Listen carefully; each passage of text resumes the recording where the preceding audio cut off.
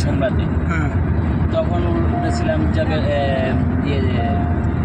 জাবেলে নূর, যেখানে হুজুর ইসলামের মানে বসতেন, তারপরে কোরআন শরীফ নাজিল হতো, আচ্ছা আচ্ছা ওইখানে উঠেছিলাম। মক্কা হ্যাঁ হেরা গাড়ে হেরা।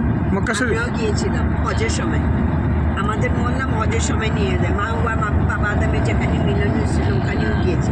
আমাদের দুজনের না, নামও মানে লিখে রাখছি। আমি আর আরিফ উঠেছিলাম, একদম উপর পর্যন্ত উঠেছিলাম। হেরা গো হেরা রাশিকাকে রেখে গিয়েছিলাম না আমরা এখন যেতে পারি না কেন হজের সময়, যে আমরা আসলাম আমাদের দুজনের নামও লিখে আপনি রেখে যান নাই ওখানে?